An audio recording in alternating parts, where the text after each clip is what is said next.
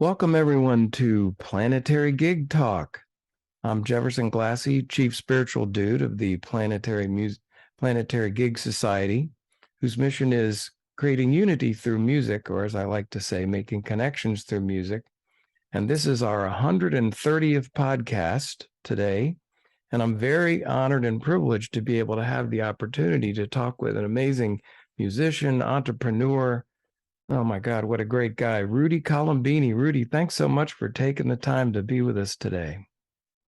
Pleasure. And a good morning or a good afternoon. Yeah. Well, it's great to see you.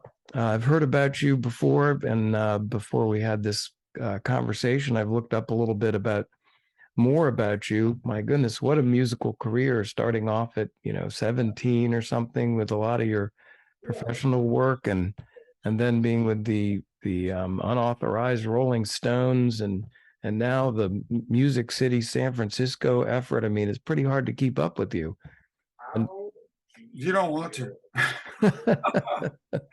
It's been a rocky road with Music City. I've been here well over a decade. We're in the final stages now.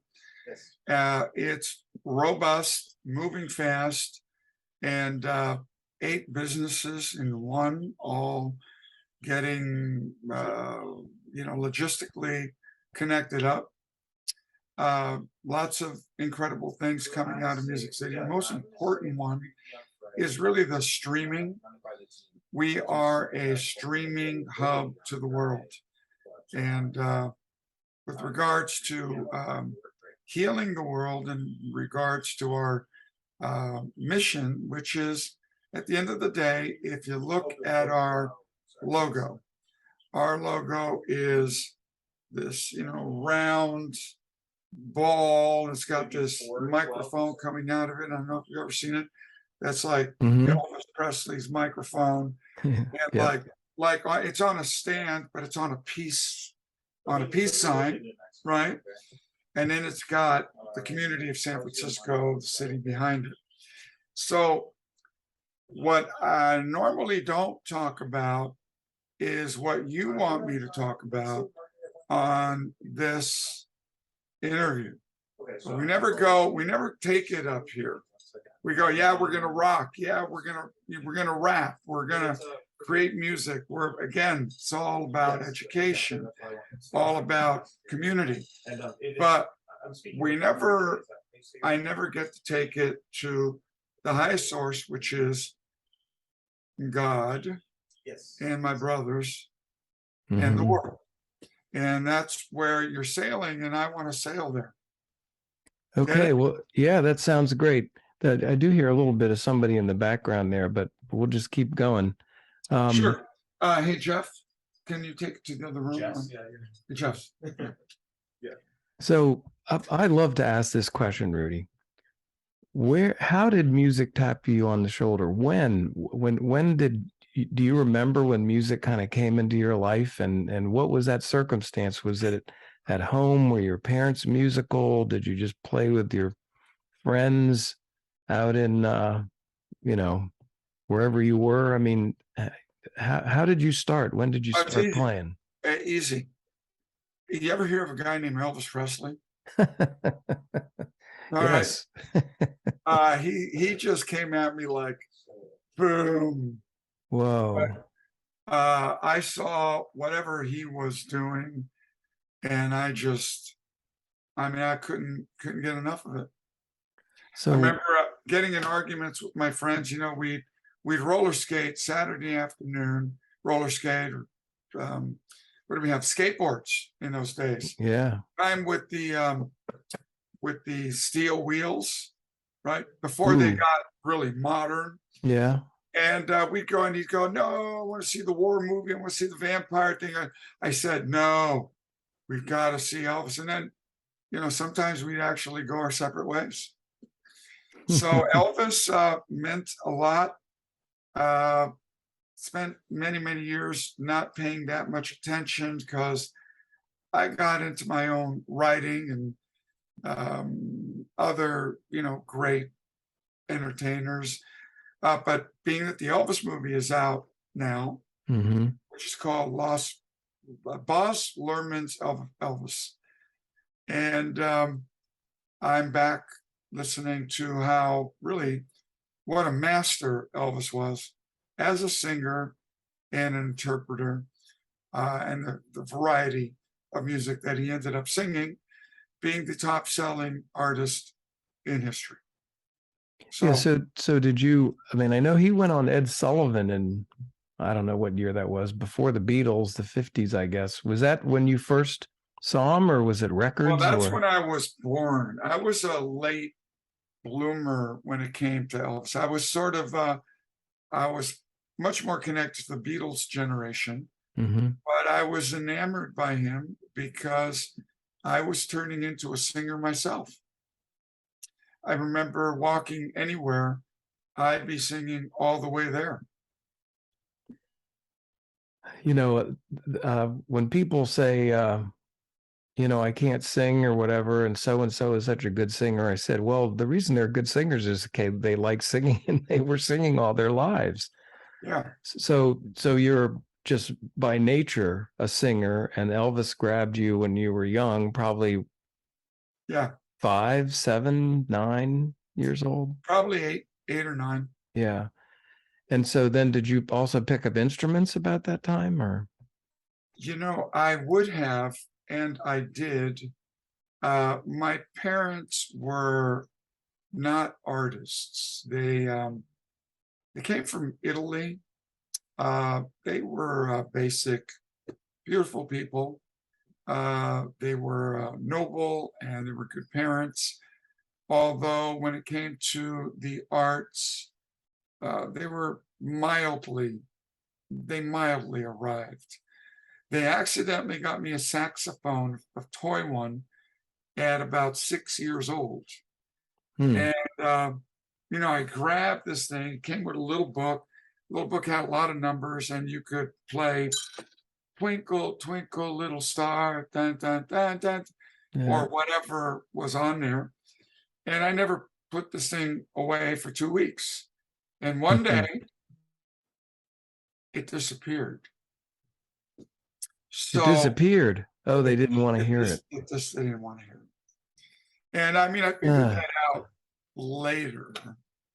I remember in college, high school, you know, I had a guitar and started playing, was strumming along pretty, but, you know, it would disappear around exams. And probably rightfully so. They wanted me to get through, have a good education. But, you know, music for me is, there was never any doubt in my life what I was going to do. Wow, that's great, actually. That's great. It is. But you don't know that as a kid. No. Because you don't have anything to really compare it to, because you're not alive in the future yet. Yeah. So what was the trajectory then of, you know, being a singer, playing some instruments, you know, high school, and how did you end up, you know, unauthorized Rolling Stones, writing your own songs? How does that happen? Well, you're asking some big questions. I just was fascinated by music. I mean, I couldn't get enough of it. I would play my guitar. I'd go out and meet my buddies, and they'd play a song for me. I'd play a song for them. I'd meet some guys. We'd jam a little bit. They'd bring their congos out, and we would play. Finally, at about 17, 18, I decided to put a band together. I went to the University of San Francisco and, you know, met some people. My guitarist was up in Reading. We'd play pretty consistently. I once in a while to get up and sing with a microphone at the dorms in a band. And, you know, it got to the point where probably at about 19, I had my own band, and I was writing my own songs. And I was the only kid in the neighborhood really doing that. What happened was a big moment. John and Yoko of the Beatles, John Lennon of the Beatles, ended up in front of came to my house and said hello to me. Wow. How does that happen? How does that happen? I lived on the corner of Union and Buchanan in San Francisco. And one evening I'm coming home. It's a real sunny night. It's really beautiful out.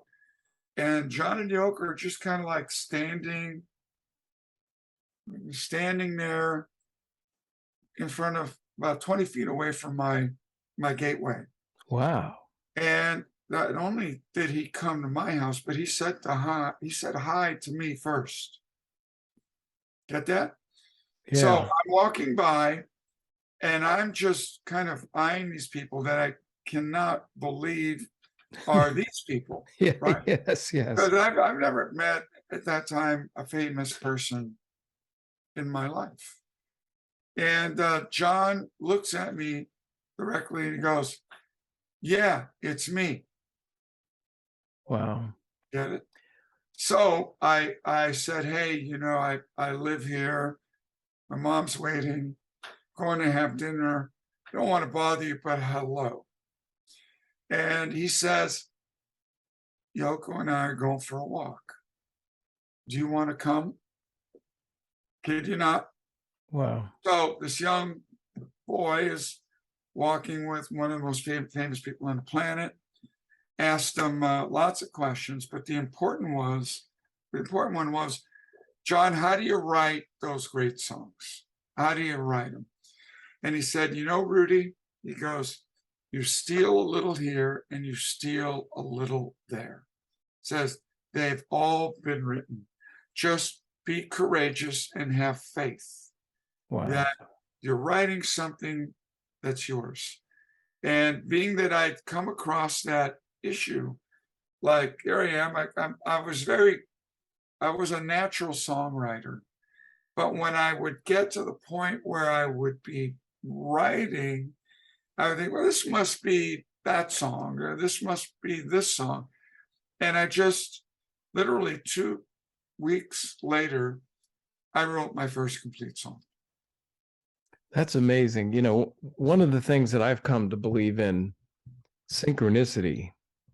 I mean, that doesn't happen unless it's meant to happen. And what an effect it has. So when you were writing songs, I mean, I've heard John and Paul sort of say they were just writing whatever they could that people would like. But I have a feeling that your focus in writing is maybe a little deeper in the sense of having something to say that you want to come through you and have people hear. Is that right? Or Well, of course. We're talking about a seasoned human being who's been around for, how old am I? 32 or 33? I mean, I've seen the world. I've built the company. I've been in lots of bands. I'm a minister at the Community Miracle Center in San Francisco. I've been teaching a course in miracles over 30 years. I've been studying it about 34. The spiritual element is gigantic. I mean, even you mentioned the word synchronicity. Out of my 5, okay, so I've opened up for 30 household names with my bands. All right, so that's a fact. Now, I've never opened up for like any of the bands that I would have loved to, which are my 5 major influences. 3 of them I've met on the street. Now, get it? So no other big stars, have been in the industry. I've been in green rooms where Elton John is like, on the other side of the stage in his green room. We're the 4th runner-up band to open up this show. Get it? So there was lots of opportunities. I mean, never met any of the giants, but guess what? John Lennon, I met in front of my house. James Brown was also one of them. Met in an elevator. And a guy by the name of, you've heard of the band The Kinks. Yeah. The leader of the Kinks, one of the greatest, maybe the greatest, in my opinion, the greatest British songwriter, Raymond Douglas Davies. I met on the street. Amazing. So how that happens, synchronicity was meant to happen. I'm blessed. Another synchronistic thing, I went to Tupelo, and here I am, you know, at Elvis's home where he was born. And well, I leave that morning and I say, hey, you know, Lise, my wife, I said, let's go to a gospel church. She goes, where are you going to find a gospel church now? This is 35 years ago. And I said, wait a minute. Hey, sir, some guy's walking down the street. Yes. You know, it's African-American cat. Yeah. I said, where's a gospel church around here? He goes, I'm going there. Get in. So we drive to this church. We walk in. We are literally the only white people in the church. There's like 300 people in it. And they're singing like, wow. Yeah. Yeah. Kind of stuff you would never see in the Catholic Church. And it's just like right up here. And I got to think, I'm joining big time. And the minister calls me up, gives me the microphone, and I am scat singing Jesus. Like these like the probability of something like this is like, gotta wipe it away. My energy on Elvis, my energy on music, they came to me. It's a really beautiful thing. I can just see that and feel that. Even the way that, you know, one of your folks reached out and said, hey, how about a podcast? And I'm like, yeah. And I know you have a little bit of a time crunch. Maybe you could just mention for a second about, I mean, obviously you're talking about the power of music, but for other people and its effect on other people, you know, what you've seen from the stage, what you've seen to bandmates and all this, how do you describe that? What is going on? What is music? How does it reach out and do what it does to people? It speaks to our unconscious.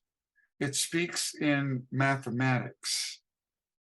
And then it's tied to our language. But you're speaking in mathematics. Plants, fractals are mathematics. Everything that's alive is a mathematical. So math is music. It's like pure logic that when moved around talks to us about universal principles. Yeah. It's like kind of a quantum physics of things that we don't understand, like, hey, Jude, like, I love you. Like, boom, I love you. Like, don't make it bad. It's a song about forgiveness. Right? Ooh, yeah. I mean, yeah. My favorite song in the world. People ask, well, what song? It wakes me up in the morning when I need a wake-up call. Music. It makes us all good guys, too. We're having all the same experience together.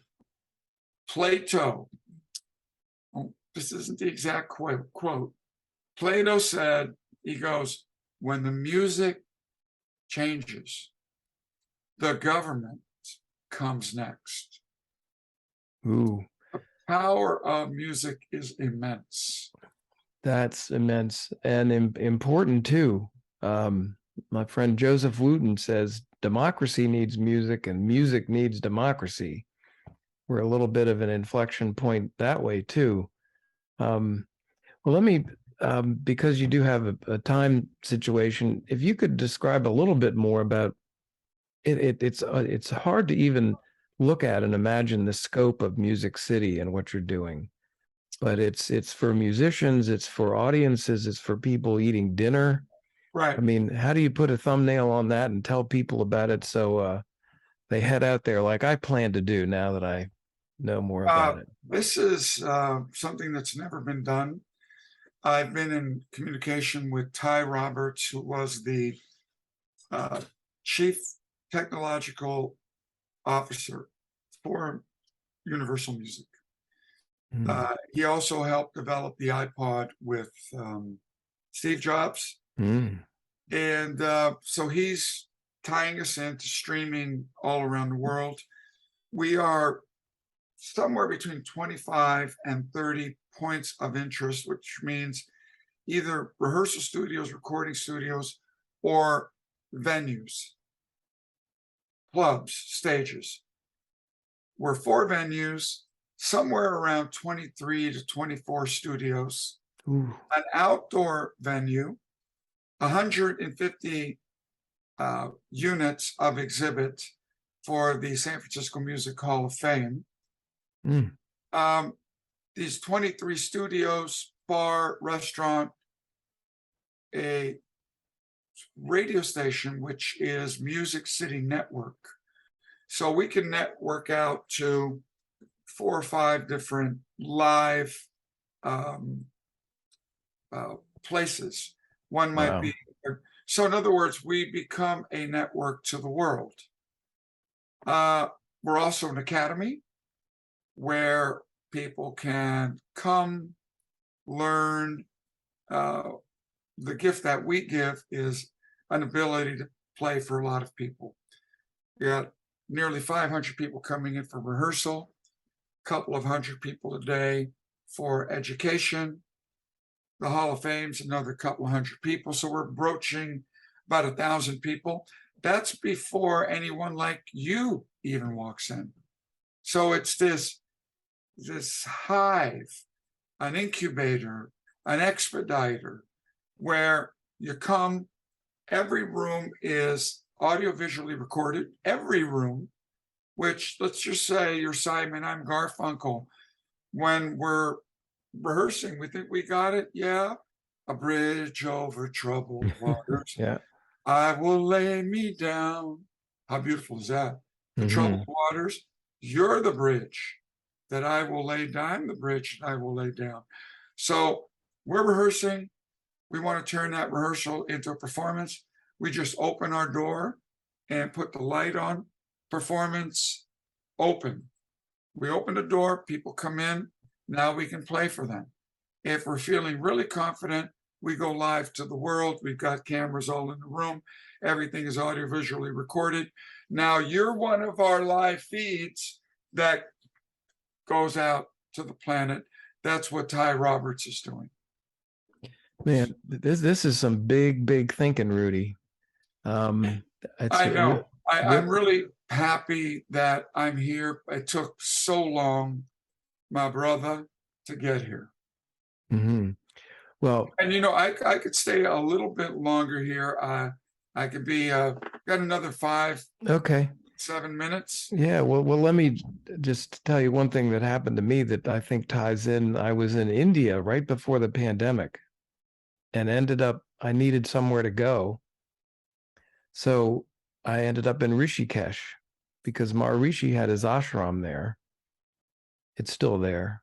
And the Beatles went there in 1968. And how did maybe the most famous band in the world end up in Rishikesh? There's never any doubt with anybody who the most famous band in the world was. To the young people, to the middle-aged people, to the older people. There's never been a band that has sold a quarter of what the Beatles have sold. It's just unbelievable. And they were there, and I was in the ashram. So anyway, I'm over there. I went to see the ashram. Maharishi has passed. So it's kind of it's an exhibit, site, visitor site. And I'm sitting there and somebody says, oh, there's a music place right down the street here, half a block. And I walk down there and it's Devi Music Ashram. a music ashram. I'm like, oh my God, they have, classical Indian studies. They do sound healings on Tuesday and sitar on Thursday and blah, blah, blah. And I met these people and we've done all these programs with them now. That was some synchronicity. But I said to Raj there, well, there must be a lot of music ashrams. And he said, no, I don't know of other ones. And he said a lot of ashrams, there's a guru or a master, but here our only guru is music and nature. And it's such a beautiful concept about, music and arts infused place, a community for people. And you're creating it more so than I've heard about anybody doing, and it's really fabulous. And I'd love to help get the word out there. Well, help get the word out there. The sooner we get up, the better. We're looking at December. We want to change the world. I mean, we want the spiritual connection with. Let me throw you this one. These are 2 books, Course in Miracles, heavily tied in, much like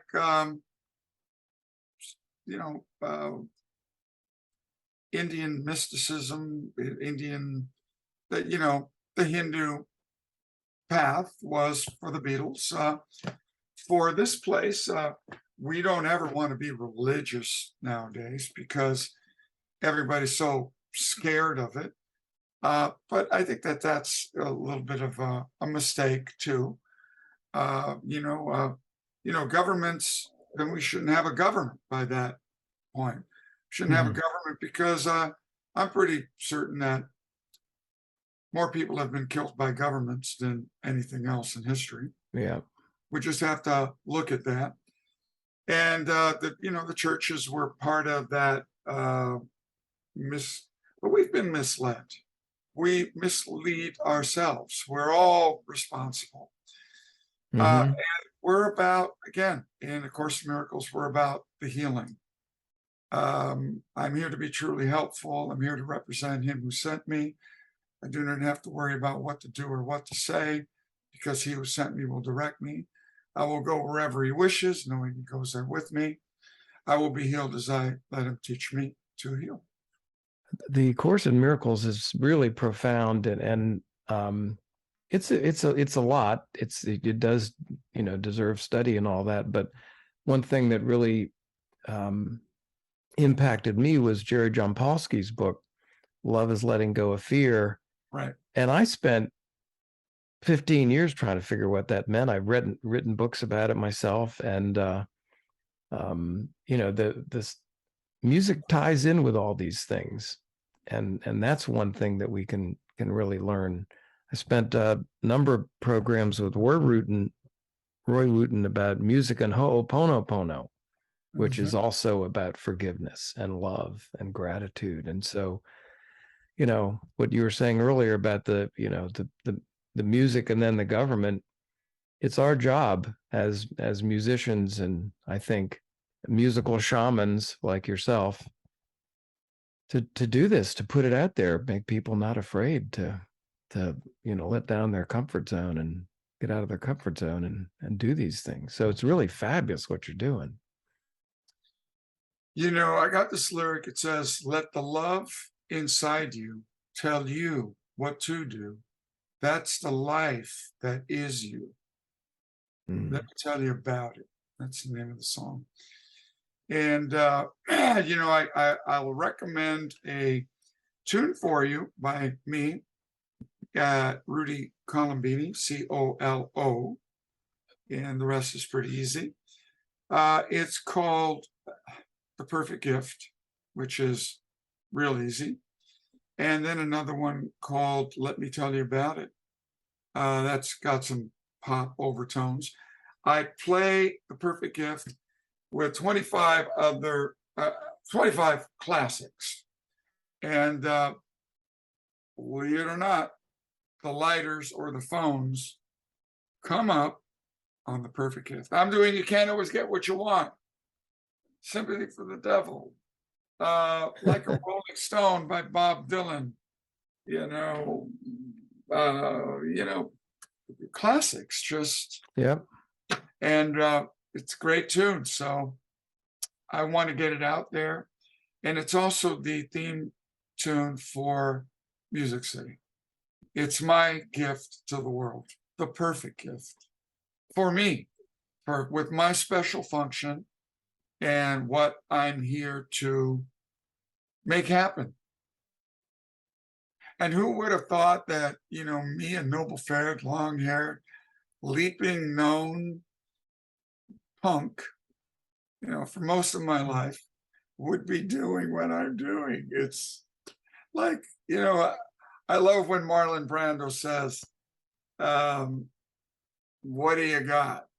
The gal says, hey, Marlon, what are you rebelling against? He looks at it, he goes, what do you got? So that was me. Well, I'm really appreciative of being able to have the time to talk with you, get to know you a little bit. I want to hear about whenever you do your inaugural or whatever there in San Francisco. I'd love to come. I feel like we're kind of on the same path and we're meant to have this conversation, and who knows where it goes from here. But I'm delighted to be able to talk with you, and I'm looking forward to learning more from you in the future. If anybody wants to ever come to one of my ACIM classes, I'm on Zoom. Can I throw my number out there? Yeah, 415-601-8777. I have classes on Tuesdays at 5 p.m. West Coast and Saturdays at 10 a.m. in the morning. Okay, cool. You're welcome. Yeah, thanks very much. All right, Rudy, you got a lot to do. Thanks for taking the time. I'm just excited to have met you and be able to talk with you. And back at you. Anytime you want to do it again, I'm your boy. All right. All right, cool. Thank you, man. Appreciate it. Rudy Colombini, everybody. Ciao.